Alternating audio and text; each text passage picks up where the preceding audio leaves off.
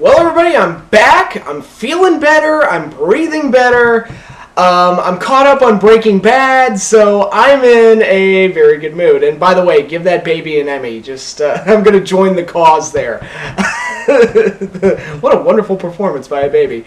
But yeah, glad to be back. Glad to be feeling better. Just all around, I'm just in a much better mood. The Giants still suck, but there's not much I can do about that. Yeah, before I get into the main topic today, I did want to plug somebody else's channel, CoolQuip, who has been a subscriber of mine for a long time and has contributed to many question and answer videos and has supported me for quite a while. I thought I'd do him a solid and let it be known that he's making videos on his YouTube channel now. And he's put up a couple videos already, so I thought I'd give him a plug. If you want, go ahead, check him out. I'm going to post a link to his channel in the description. And, yeah, check him out. And if you like him, cool. Now the main topic I wanted to get into. And that's the fallout of Night of Champions. And I should point out, I did not actually watch Night of Champions. Right after the Giants game, I went to sleep because I was still feeling sick. Not because of the game, although, yeah. But because I was still feeling a little under the weather. So I decided to just go to bed early and I just blacked out for the rest of the night. And when I woke up, it was past midnight, or was it past midnight? I don't know. It was very late, whatever it was.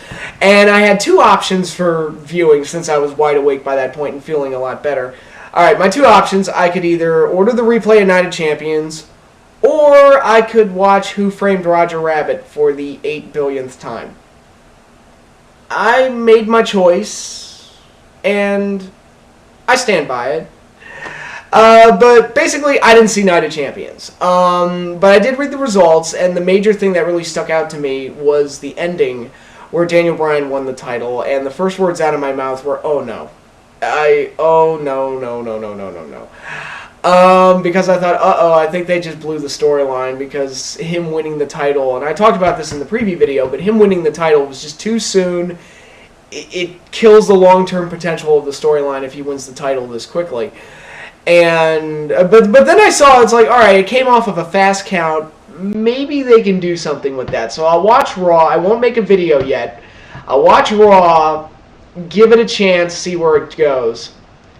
And I have to say, that might have been the best Raw of the year. That was an awesome episode. And the storyline direction that they went with Daniel Bryan being stripped of the title and the referee conspiracy, and that amazing segment with Stephanie McMahon and Dusty Rhodes, continuing that whole thing. Randy Orton going psycho and absolutely destroying The Miz. That was great. And then the ending to the show where it looked like Daniel Bryan was going to get beat up again, and then I guess the locker room after Dusty Rhodes and The Miz got taken out on a stretcher, they finally reached their breaking point and was like, you know what, fuck this. And they just stormed the ring and beat the hell out of Randy Orton and The Shield. And it was really an awesome ending that leaves the door open for so many possibilities. I'm not even sure where to begin. The whole thing was just so well done. Okay, the vacated WWE title. I don't know where they're going to go with that, and quite honestly, I think it's really interesting, and I'm looking forward to see where they go with it.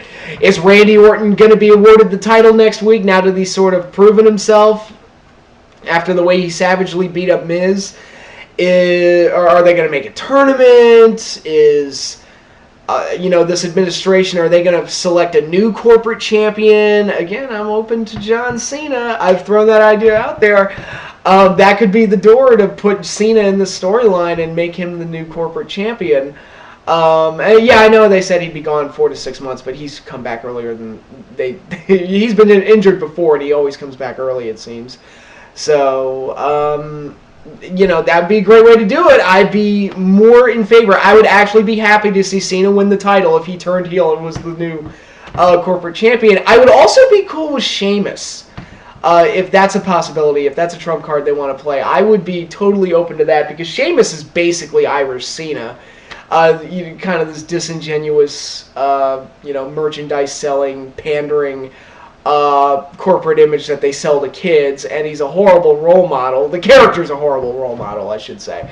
The way he acts and portrays himself, but they want you to think that he's the hero for kids, and he's a bit of a bully. I mean, again, go watch the feud with Alberto Del Rio to see what I'm talking about. And I think they could easily make that character into a heel and keep the pandering side of him alive. And, this whole best for business thing, a lot of it is done under the pretense of them being genuinely good and them doing the right thing to make the company better and help people, when in reality they're just a bunch of backstabbing assholes. And I think Sheamus would fit right in if they kept him as this pandering, smiling idiot that was just a corporate image that they were promoting as champion, but deep down he's really just a money-grubbing asshole.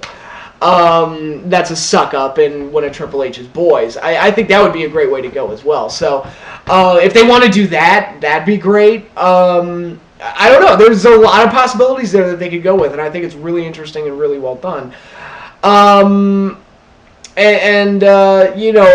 that I'm advocating a demotion for Randy Orton, because Randy Orton's been fantastic in this storyline. He's been great. His mic work's still a little, but the way he presents his character and the way he carries himself in his matches lately have been just outstanding. I mean, Randy Orton, he's the best he's been in years. Like, since 04 or 05, when he was, that was the last time he was legitimately awesome. So that's all great. Triple H has been fantastic. I can't praise it enough. And this is a guy who is always harsh on Triple H, and he's been fantastic in this role. Stephanie McMahon was probably the star of the show on Raw this week. I have never said that statement in my life, but she has been fantastic in this storyline. Give them all Emmys. Them and the cast of Breaking Bad. That'd be an interesting set of Emmy nominations, the Breaking Bad and the WWE. And obviously, again, I can't praise them enough for how well they've crafted this whole thing and how they took what I thought was a mistake that was going to kill the angle. Because they've done that before, where they'll pull the trigger too soon and it just kills the long-term potential of the angle. They did it with Matt Hardy and Edge at SummerSlam. They should have never done that match at SummerSlam. And not only did they rush the match, they made it like the shittiest match ever, and it totally killed the angle. And then the angle just sort of devolved into the typical, okay, we'll trade wins back and forth, and then we'll do a last match, and that's it. And it should have been much grander than that. And it should have been like a potential WrestleMania caliber match built up over the course of like 6 or 7 months, and they ruined it. They killed it. And they did it with the Summer of Punk. The big mistake they made right off the bat with the Summer of Punk is when they brought Punk back. Only 8 days after leaving. And it was like, seriously, people, you didn't even give us time to miss him. You got nothing out of him being gone. And you could have gotten so much out of him being gone and popping up every now and then and making appearances and being a specter that hovers over the whole show. I mean, by bringing him back when they did, they just killed the whole thing.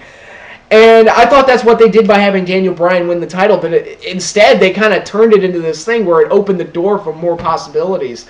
And again, Daniel Bryan, he's still the ultimate underdog babyface.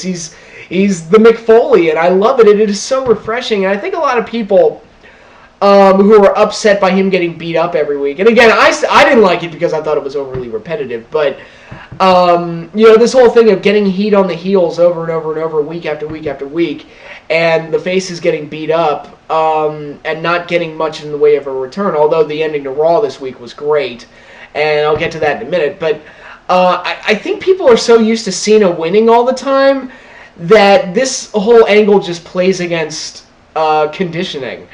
And they're not used to seeing the heels actually maintain their heat for a long, an extended period of time, and they're not sure how to react to it. And I do think that's a thing, but I like it. I'm totally fine with it. To keep heat on the heels and give the faces something to strive for and ultimately achieve. And that ending to Raw, again, was so satisfying and was so great and made me so happy. It's great to have heels that I actually hate and have faces that I actually want to see win. That's another thing about Cena being gone.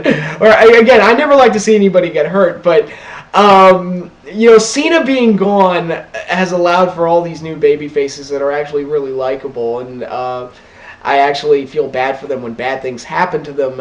You look at things like the Dusty segment and the Big Show not wanting to punch him but being forced to do it, and Dolph Ziggler, being punished for speaking his mind, and Cody Rhodes losing his job because he lost in one match, and he was put in that position because he spoke his mind, and Goldust being given a chance to save his brother's job and he failed.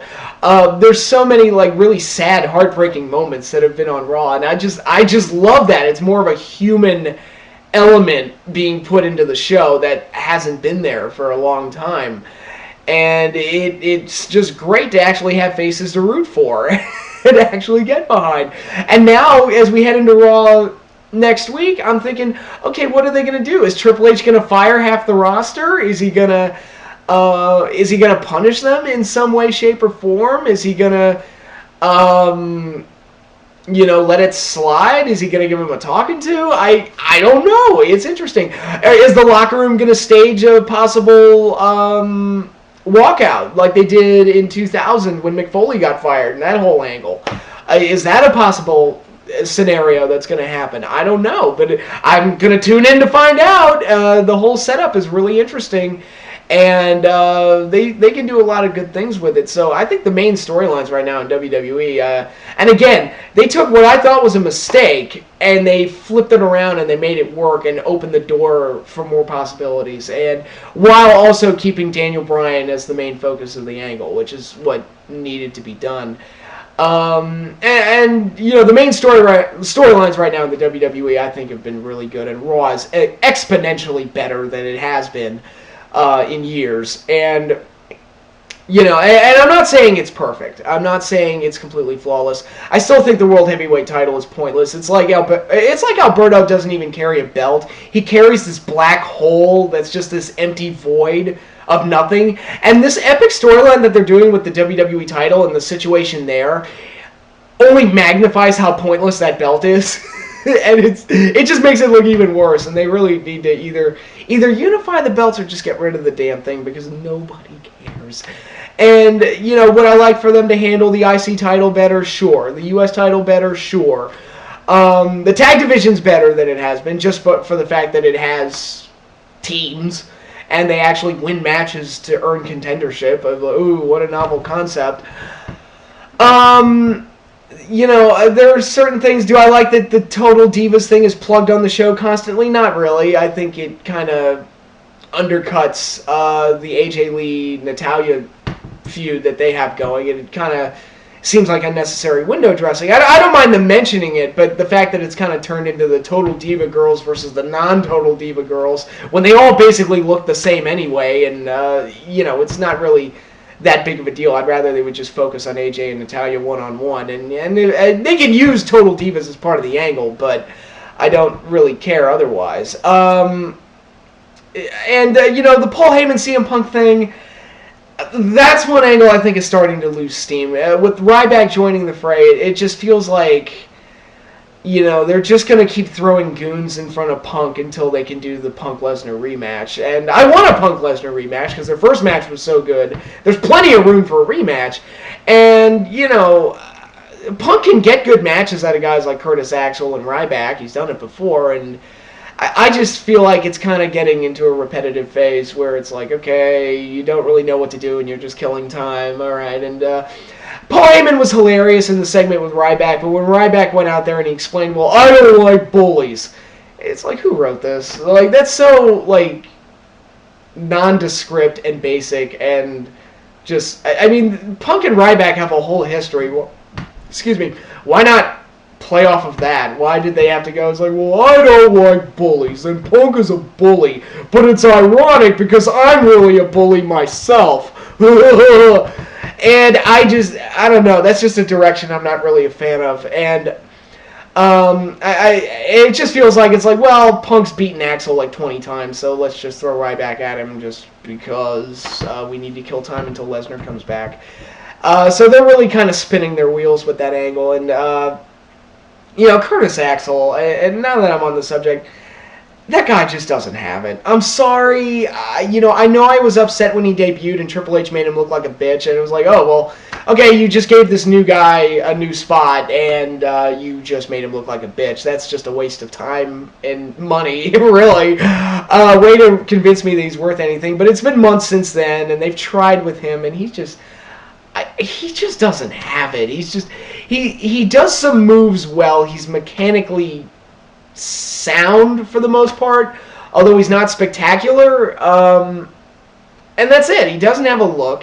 He can't talk worth shit. He has no passion or energy to him. He's just a guy. He's just a body that's been thrown into this angle, and doesn't really serve much of a purpose beyond that. It kind of reminds me of a lot of the things that I said about Wade Barrett, but Barrett's got twice the star potential of Curtis Axel. He's just such a blah. That's the best way I can describe him. He's just a blah. That's all he is. It's like my thing with Roderick Strong. He's WWE's Roderick Strong. That's the best way I can sum him up. And I can't believe that he's Kurt Hennig's kid.